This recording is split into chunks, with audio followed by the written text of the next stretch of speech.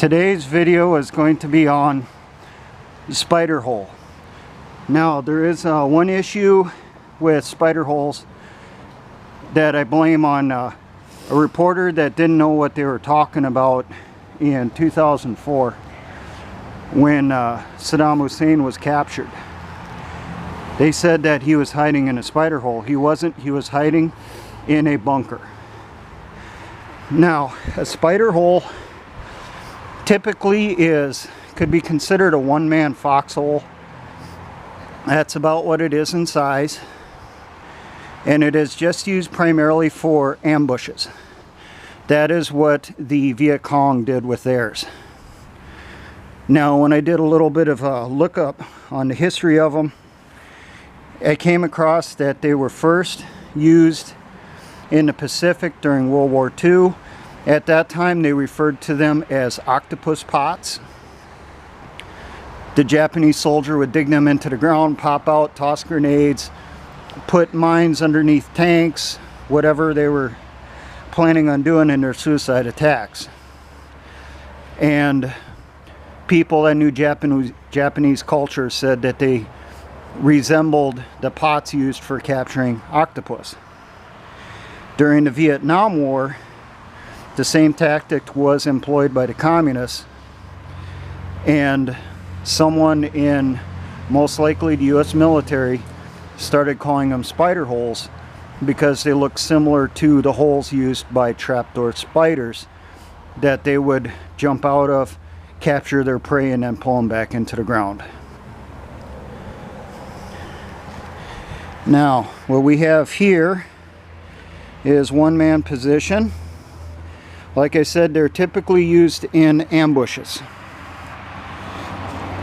There's a lot of references to this when you look up histories in Vietnam of them being used against armored columns.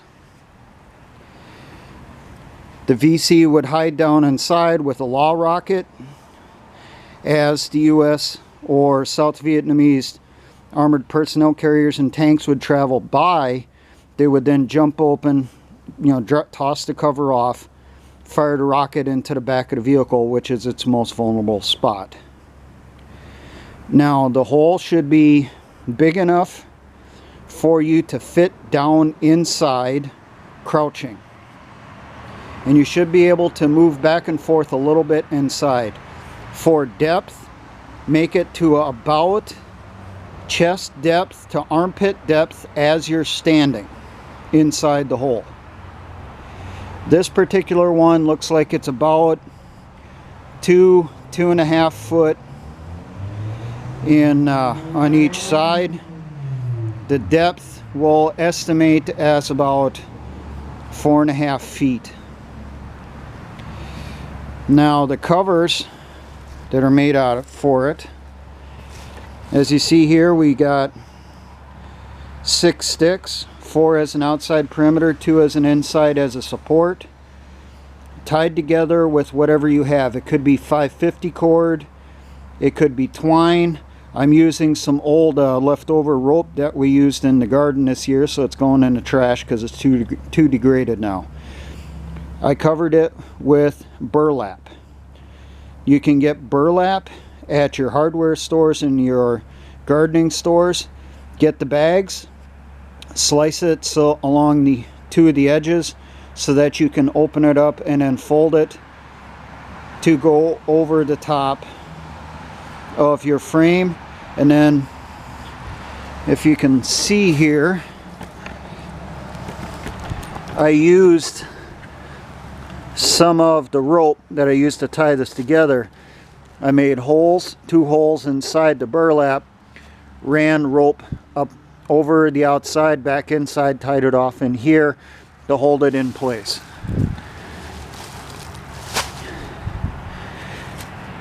The VC and the NVA, when they did this, they used bamboo for the supports, and they would use woven grass mats instead of burlap. For us, it's probably easier to just use burlap because that's a lot more common. Remember to camouflage the outside so that it cannot be seen easily. Now, one thing with burlap, you can dye it easily using RIT dye, R-I-T. So get some, if there's a particular color that's common in your area, a certain shade of brown, certain shade of green, whatever, maybe you'll want to go through, dye the burlap before you put it in storage for use for this purpose.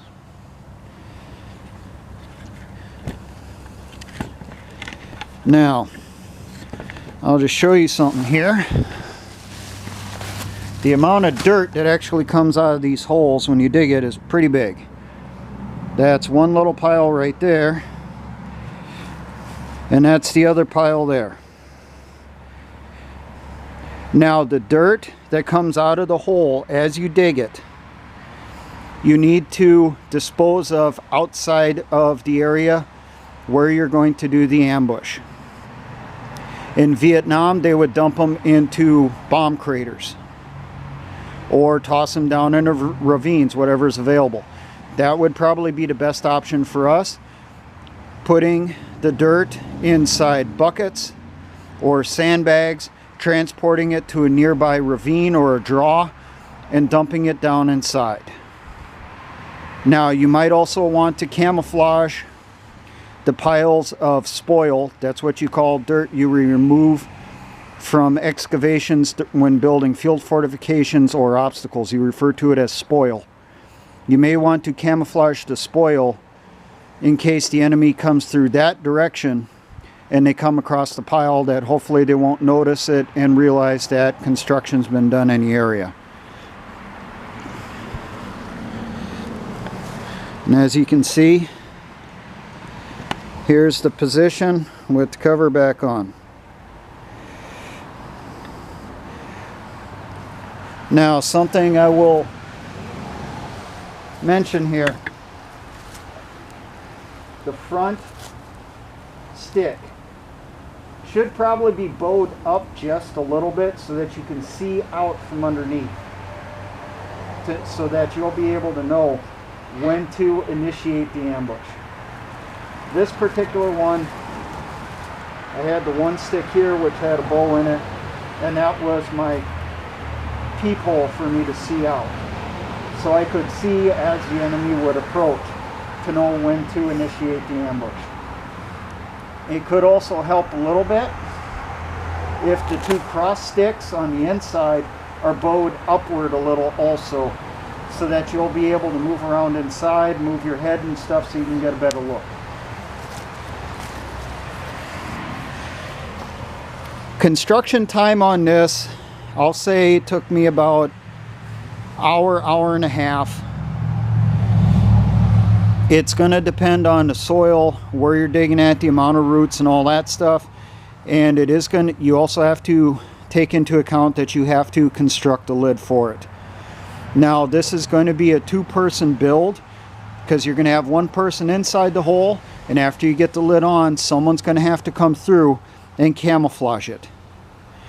In the case of mine, I had an assistant who came and covered the lid with leaves and started the camera for me. Now, what you could do when you use this as an ambush tactic, the people that you use to camouflage the positions as the ambushers are inside the holes, those people could be a reserve force or part of a security force. Just something for you to consider. Now, for all my engineer brothers and the Patriot and Militia movement, always remember, essayons.